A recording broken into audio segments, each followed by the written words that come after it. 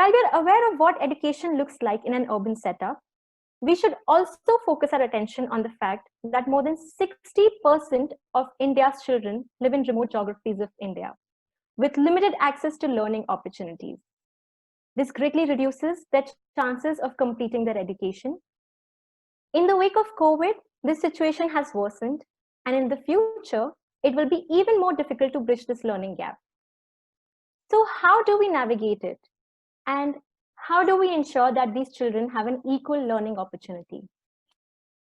In our following session on Reaching the Unreached, Empowering Remote Geographies, we'll be exploring the answers to these questions.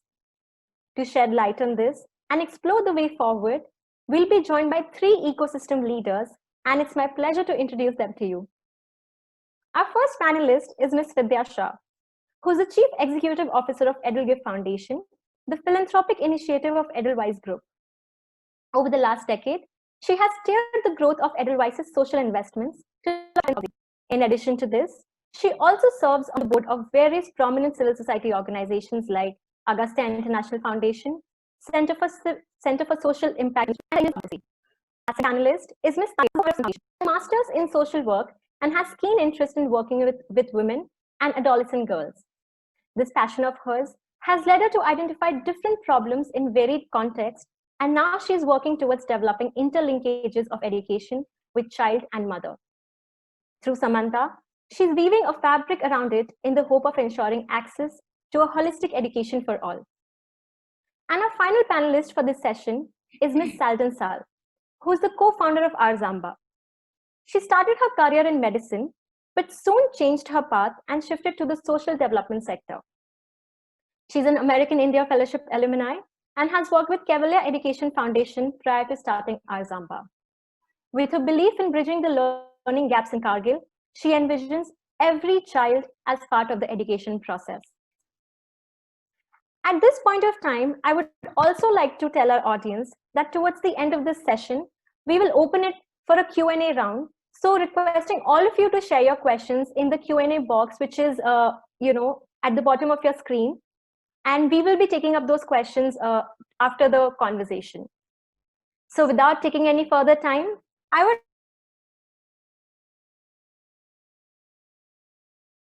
her thoughts on what reaching the unreached actually means. Over to you, Tanya.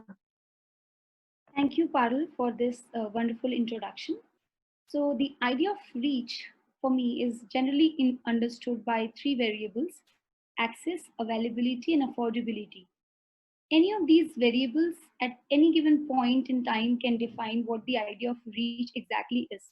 We all live within a nation with world-class cities where everything is available at a touch of a finger, and there are still spaces where the sheer idea of communicating or getting connected is dependent upon human interaction. This is how a forest looks like: a place within limited access, availability of resources.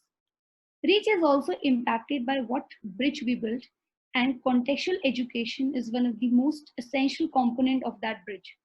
Context includes the language, geography, and lifestyle of the people we work with.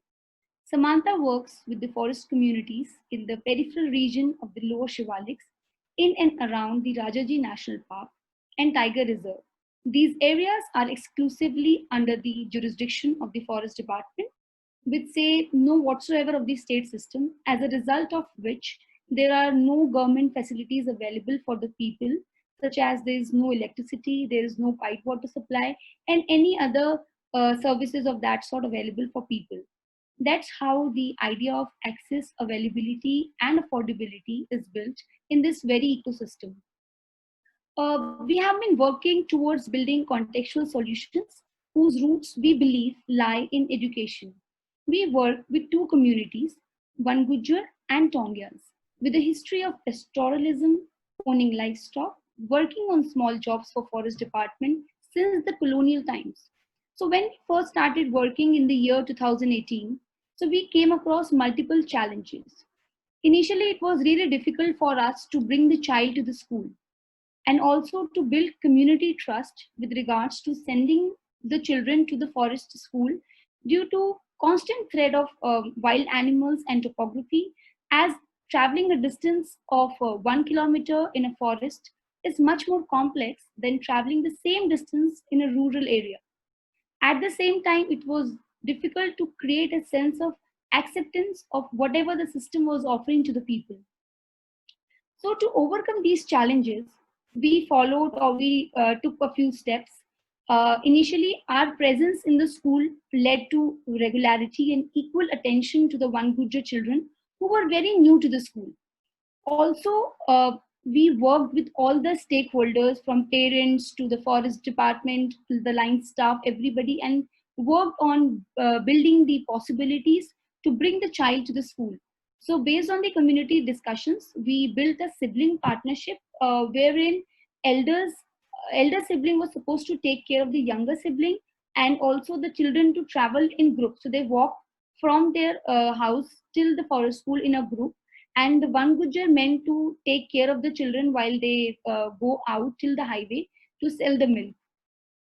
By us being in the school, we also focused on the narrative of context when we started discussing the Gujari vocabulary. So Gujari is a dialect, so it is not a written script. So we used the Devanagari script, and considering that we took help from the community youth, the elders, parents on board, and everybody they came up, they voluntarily supported us in building the contextual literature book. And slowly and gradually, after a few months, we came up with a vocabulary bank, and through that vocabulary bank we made a Hindi Varnmala book in Gujari. So this is for example, teaching ka kha ga for a child. So we never used ka se kabutar, we always use ka se kag. Kag in Gujari language means crow. So that was easy for child to connect from what is being taught in the school and what his life is and what language he uses. So we also focused on linking the mother with the child, which has also led to constant conversations within the community. And this is something we are still working on. So uh, the communities we are working on have always faced a systemic discomfort, as there is no coordination between the system and the people living there. So the nature of work in the conflict areas has not been substantively related to the work in the non-conflict areas.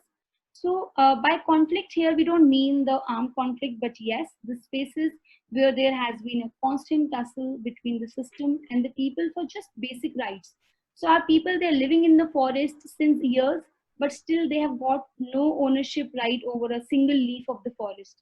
And the idea of access, availability, and affordability is still far away from reality. Like Ladakh, struggling from being a state to union territory and to autonomy.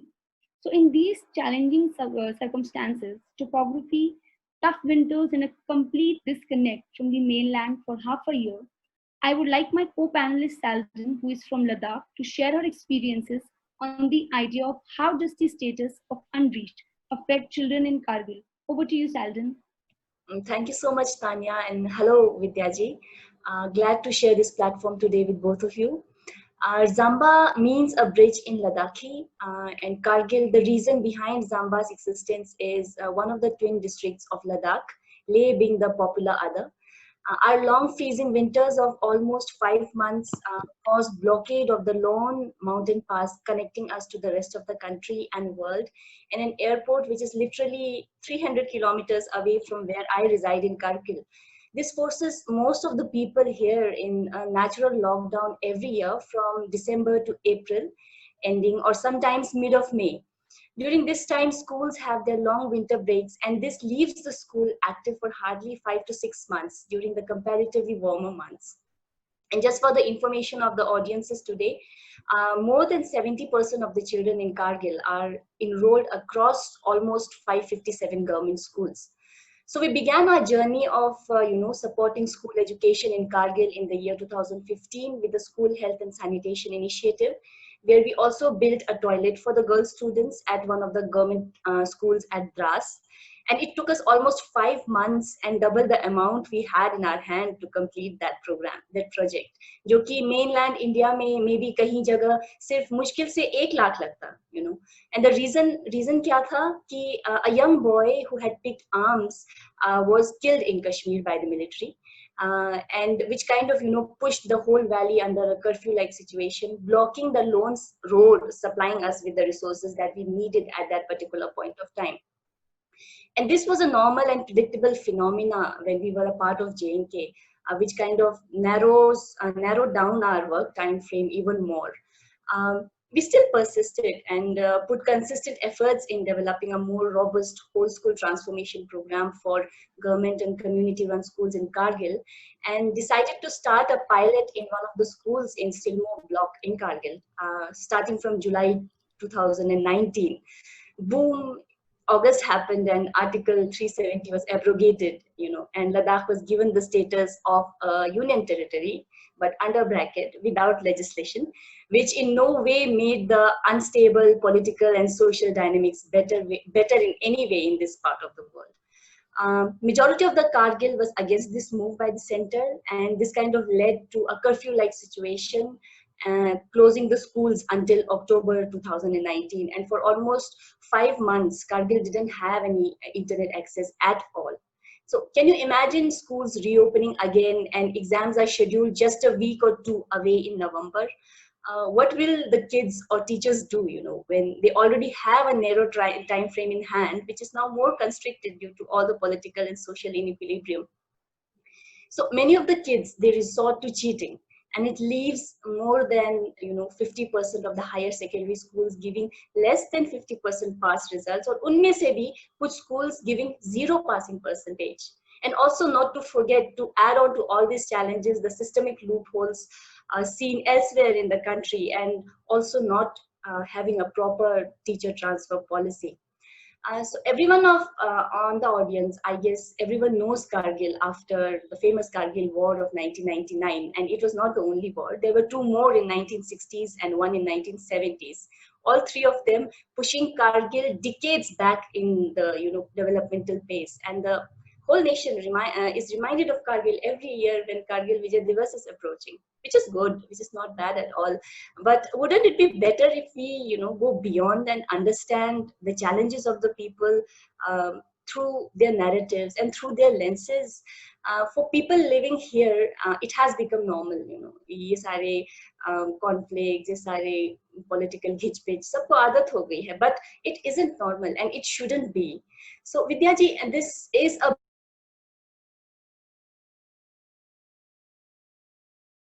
share this broader narrative with the rest of the world. Then what could be the best ways to let the rest of the country understand our challenges and also know that we are trying to do something good over here, but we always struggle for support. Vidyaji, over to you.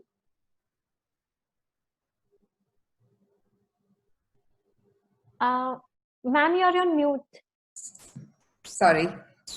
It's an absolute pleasure and privilege to be here with the both of you today on this spectacular platform, and to hear from you, about the kind of challenges that you, Tanya, working at the at Shivalik Hills, and Saldan working, in Ladakh. I know about some of the challenges in the Leh district, but this was also very, very enlightening to hear. And, after hearing some of the work that, we've tried to do in very rural tribal parts of Maharashtra, it kind of pales in comparison. And so I'll just sort of describe, out of all the work we do in education, I'm focusing today on the more remote geographies and the geographies that are really difficult to reach out to. And therefore, there are 4 districts in Maharashtra that we picked up a few years ago, or 4 years ago to be precise, to work with 2 NGOs on the ground, Kaivalya, I'm sure everybody's familiar with them, and Gyan Prakash Foundation. And we chose Parbhani, Nandurbar, Gadchiroli, and Amravati. Actually, we didn't choose. The government asked us to work there because they're really backward in almost all human development indicators. But like you mentioned, I think the remoteness in sort of better industrialized states like Maharashtra comes with kind of 3 things. The tribal nature of these geographies brings in an issue of language of learning. And I'm sure you also have faced similar issues. Tribal languages are different from the state language Marathi. The second is the issue of migration. There's large degrees of migration because of which, and children migrate with their parents in most cases. And they also migrate partly because the schools are not good enough to hold them back. So there is an economic issue, but there's also an issue of education. And the third issue is really around access. So in the monsoons, for example, there are schools after schools where you just can't reach them.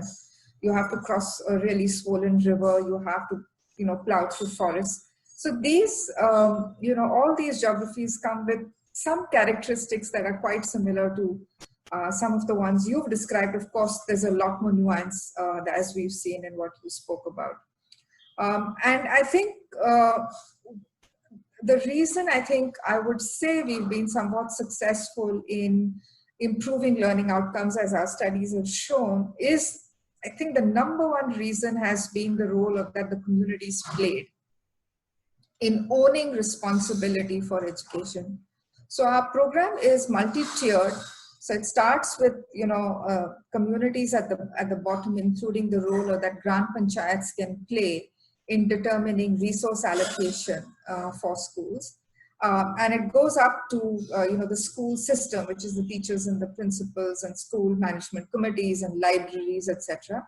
And then goes up through to the state system. So, the district education officers and the block education officers, the Kendra Pramukhs as they're called, the cluster heads as they're called here. So a lot of work has happened at the community level and at the school level, which has really helped us re-engage children. And in Maharashtra, while enrollment is not a problem, attendance continues to be a problem, and of course learning outcomes also are a problem. So I think one of the things we've done is what role can communities play and what role can the school system play, and we've done a lot of innovative work which we can obviously discuss not today on this platform. I think in the midst of COVID, what has actually happened is these geographies were actually taken aback because COVID didn't really reach them. But the impact of COVID was that schools were shut, despite the fact that the incidence of the disease was not as strongly felt as it was, say, in Mumbai or Pune or other cities in Maharashtra. And I think, again, the work that our NGOs on the ground really did was to engage the communities to find solutions for themselves. Both of you would have heard in the midst of this, everybody said, let's get online, let's get, students to use smartphones. And the reality of it is that is really not possible in the geographies we work. And it's not just an internet issue or a phone issue. It's, these are all first generation learners whose parents cannot sit with them. They don't have a phone, among 2, 3, 4 children. They don't have that kind of, access. So we have to find newer ways of re-engaging. So the way NGOs, our partners, got doing it is actually first looked at it as a health issue and used that to re-engage with communities, to provide ration or to provide help, even though that was not their primary activity. And the second thing is to say, how do we get children in safe spaces to, and to get them to learn on their own, or with the help of teachers that we could re-engage. But a lot of that had to happen outside of the state system, because it so happened that in the midst of COVID, it was kind of very close to schools shut down in Maharashtra in the early part of April. So this was, sort of coincided with schools shutting down as well. But the role that communities and frontline workers from our NGOs, they have played has actually gone quite uncelebrated in the last 4 or 5 months. And the role they played by using access to communities for rations and for health services and for midday meals replacements, I think that served as a good segue into finding the right solutions. The solutions aren't there still. They're still not there. We still don't know how things are going to evolve. But at least there is a move to realize that this is important. Schools will reopen in June in Maharashtra. But what do they do? That thinking has really fast forwarded.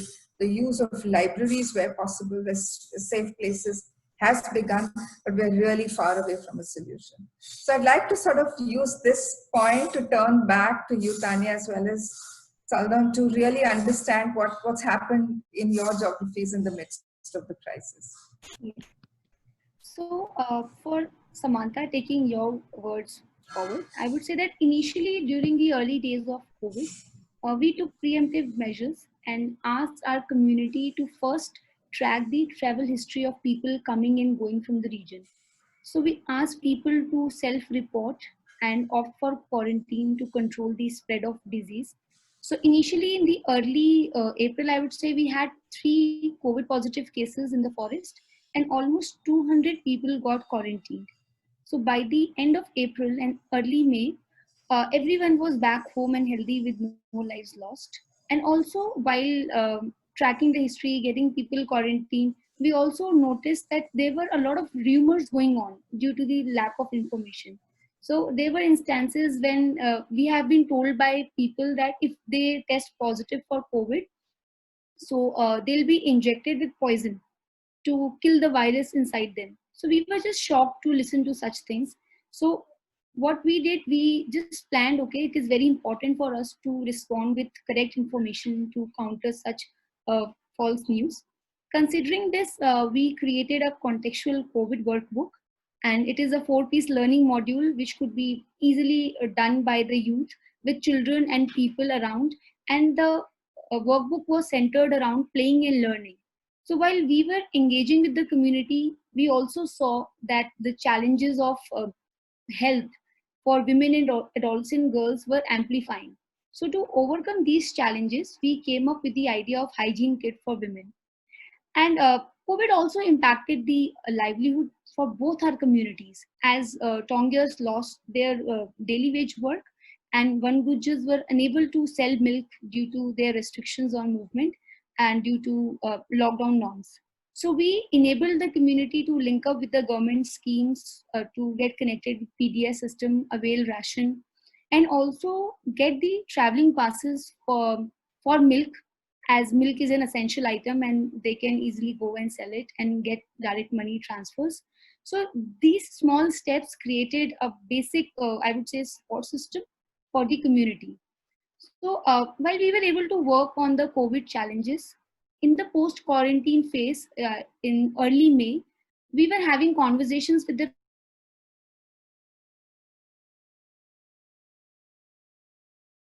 child, and there has to be some engagement at the level of child. So this is where our youth and context played a very important role. As a follow-up to this, we designed contextual practice worksheets for the children.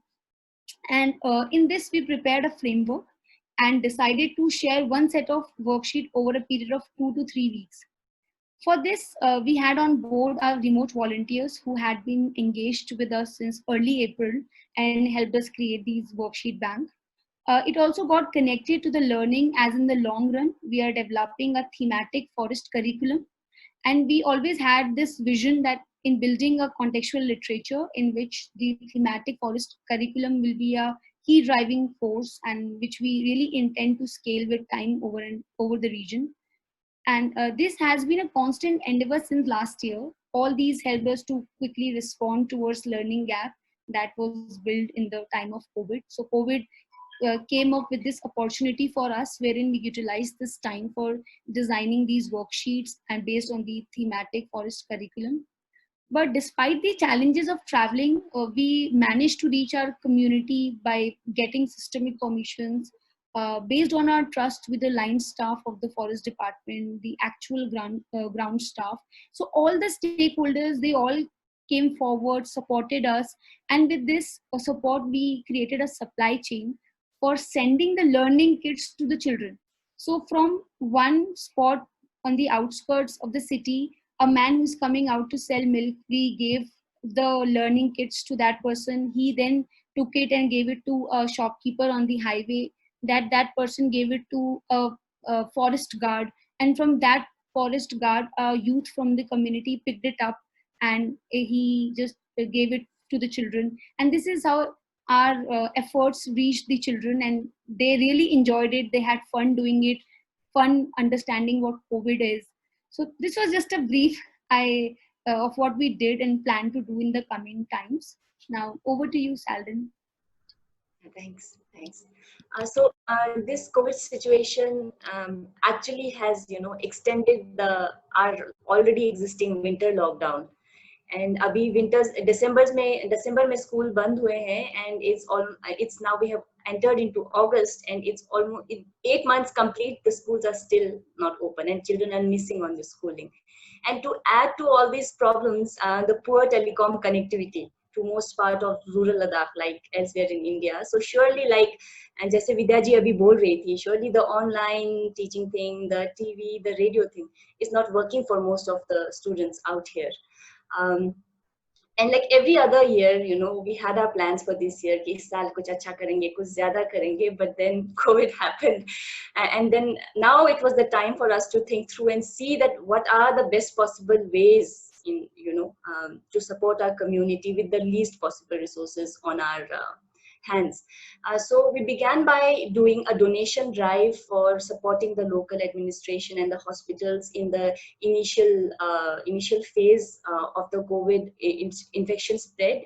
जबकि सारे stocks खत्म हो रहे थे, market में भी, hospital में भी. So we provided PPE kits, sanitizers, sanitization devices to the hospitals, and even we collaborated with village youths to do kind of village sanitization drives wherever they were required.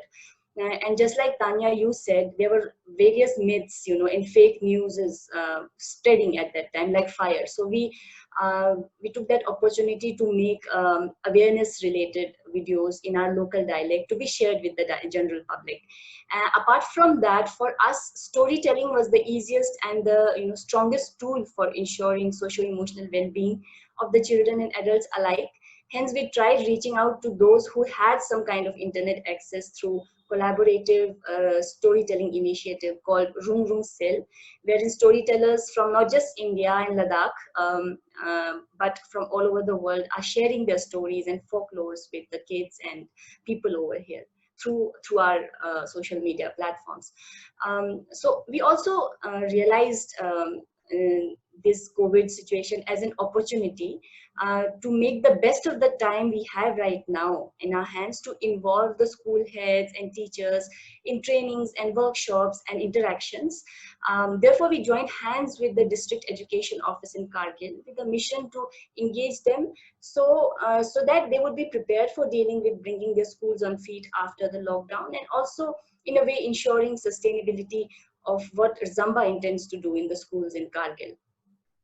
Ladakh has also witnessed a reverse migration of professionals and students working and studying elsewhere in the nation to their hometowns and their villages during this COVID crisis.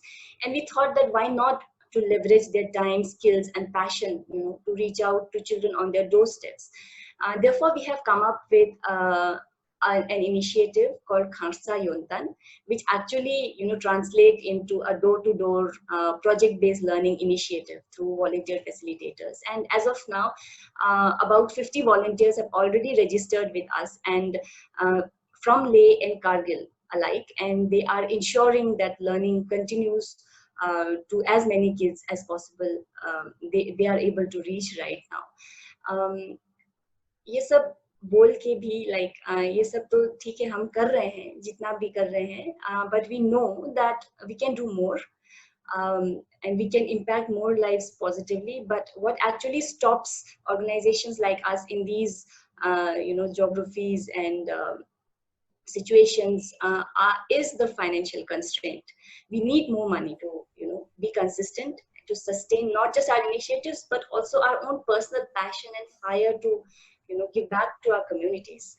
So Vidya ji, this makes me, and I'm sure Tanya here too, and to put out the bigger question out onto this platform today, that how to ensure financial support to organization like ours when most of the money in the ecosystem is directed either to urban locations or to more experienced and bigger organizations with bigger teams, or to people who can show numbers in a short interval of time. It is not at all possible in situation like ours with so many Hello. challenges. Um, yeah, so it would be great, Vidyaji, if you could shed some light on that.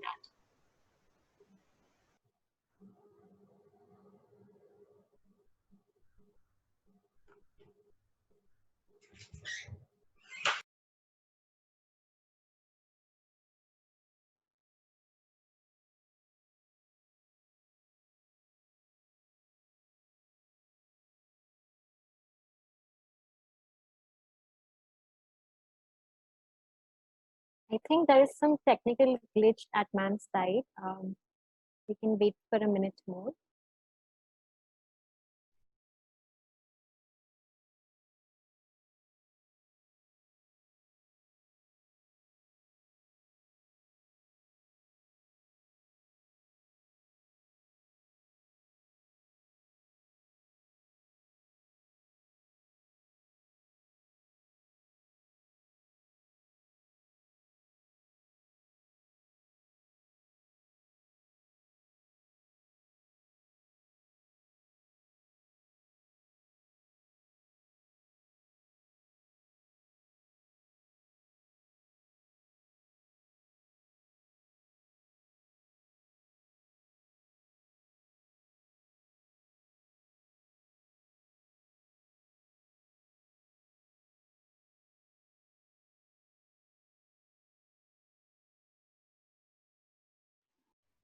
Uh, okay.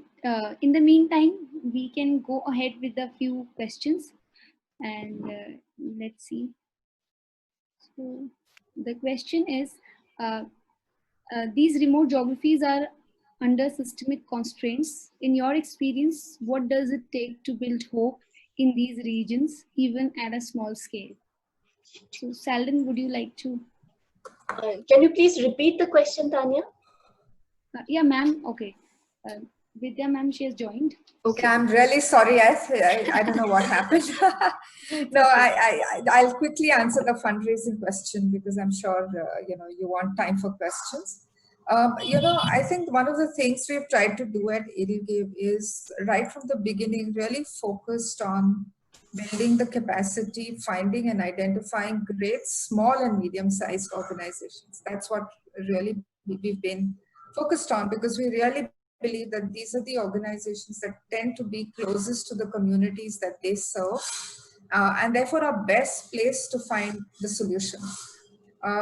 Having said that, I think the issue of funding is just so universal today across the sector. There are issues like education, which get a lot more funding than other sectors.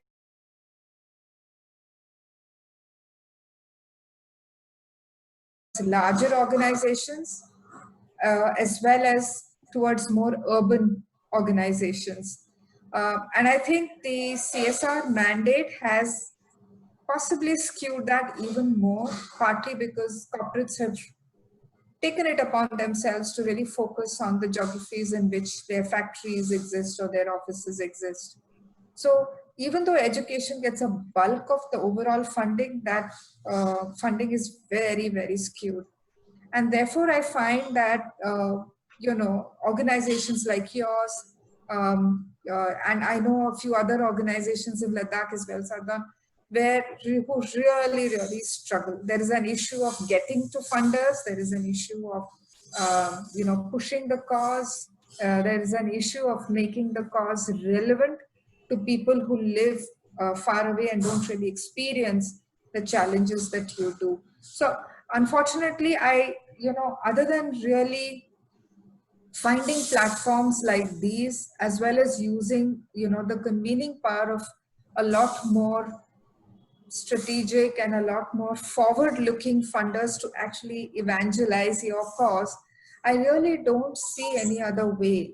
I'm seeing, for example, we work in education, but we also work in gender justice, and the overall pie, out of the overall pie, 3% goes to gender justice issues. So there's a lot of inequality even in the way the funding gets transmitted. one of the things funders like us also do is find and help organizations like yours diversify your source of funding. So for example, we have, as of last year, we had 71 grants that we made to 42 organizations. Out of those 70, we found co-funding for 50. So we fund, but we bring other people along as well. So that's one solution, is to find good core funders and then piggyback on their ability to get other funders also together. And the second thing is, how do you make the cause more,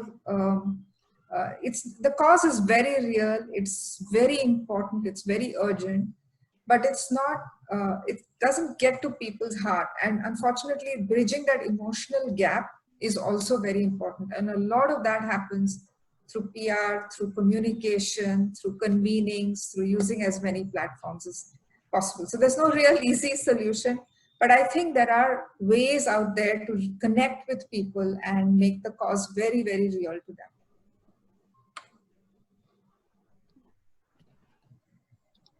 Yeah, so thank you for this wonderful and crisp answer to the very important question on the funds for the communities working in the unreached areas. So to conclude what we had discussed, so drawing from the conversations today, we look at reach from an access, affordability and availability lens. Access being a matter of geography and narrative, affordability determined by the ability of the community and interest of the system. Availability is a matter of systemic support and limitations of resources for initiatives by organizations like us working in remote geographies. Context for communities living in forest and Kargil plays a very important role as and we have adopted our work in the area of education for learning and sustainable outcomes. COVID has highlighted how our established notions of education have been challenged due to limited preparedness, infrastructure, and resources. At the same time, it has also brought for organizations like us working in remote geographies to innovate and respond. We have come up with various ideas of learning kits, storytelling, worksheets, etc. to keep the engagement alive and lamp burning.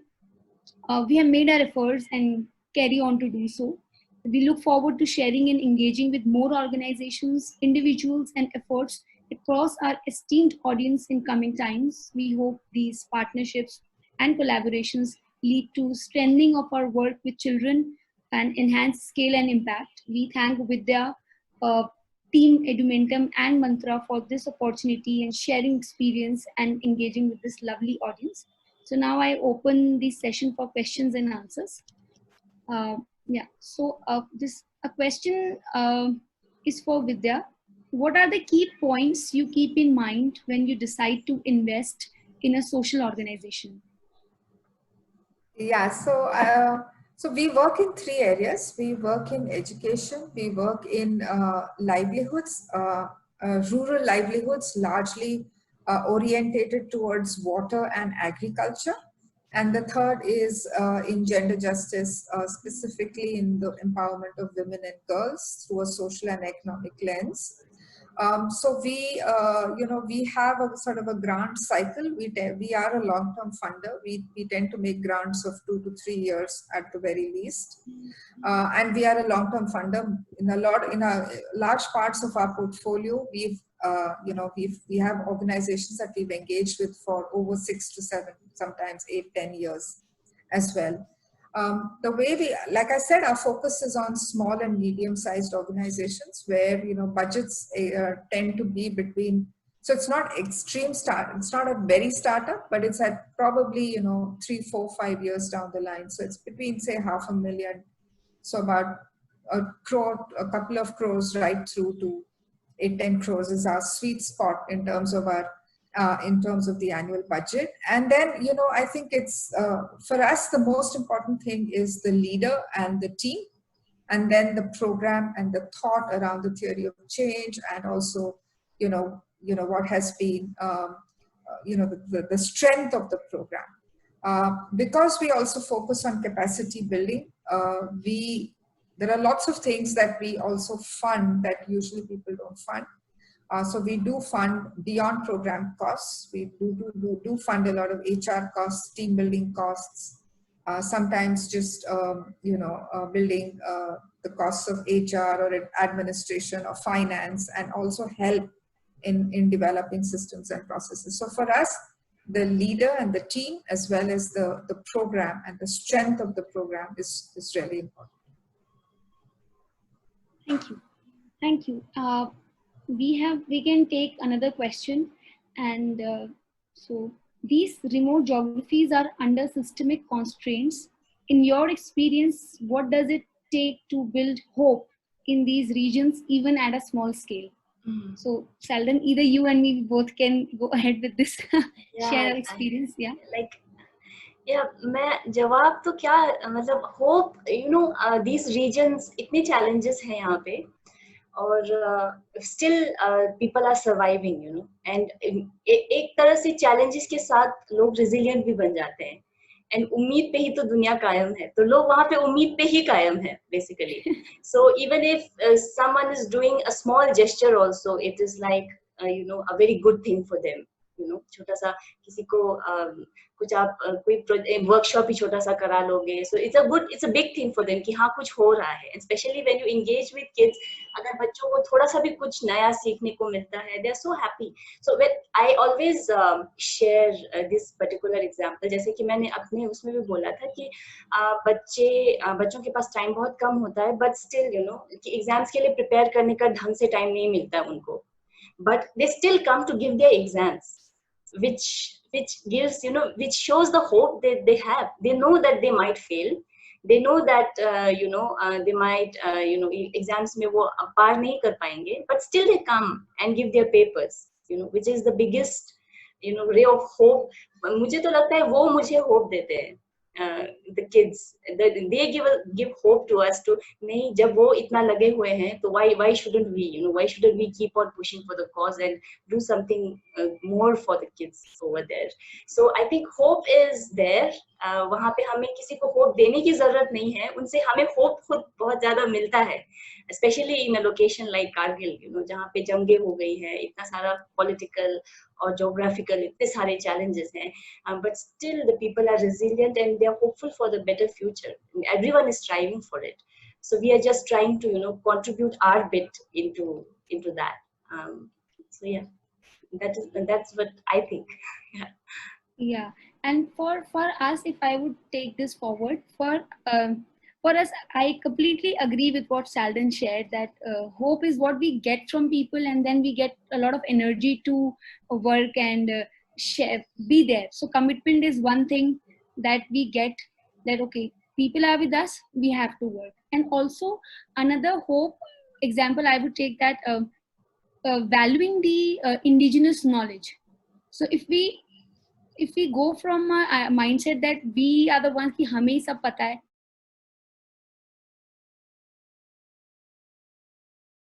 very important, and we value the community leadership, so that builds a lot of hope. And and also children are such a good source of hope. Every time we go, so they don't greet us like namaste and all, वो हमारे ऊपर चढ़ जाते हैं, and then you feel that connect. What else do you want in life? Like every morning you see such bright faces, and some pretty girls like जो कभी they were not even allowed to come to school. And I remember a young girl, her name is Asma. So she was not allowed to come to school.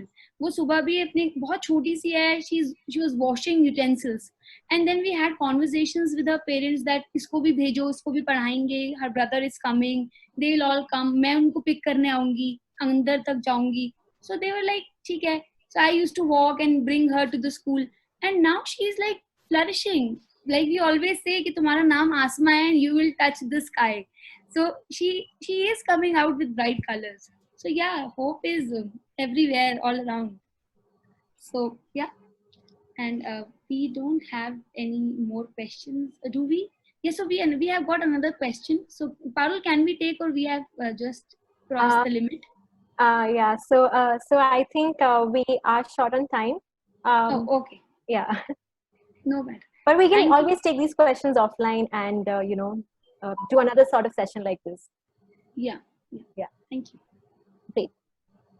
So thank you so much, Tanya, Salden, and Vidya, for such an enlightening conversation. It is interesting to learn about different challenges and opportunities in the remote geographies. And I'm pretty sure with organizations like Samantha and Arzamba, there are many other organizations working in this context, and their collective action will ensure that no child is left out of the learning experience. It's definitely encouraging to be reminded of the possibilities and opportunities that are present in remote geographies and how organizations can leverage them to move forward.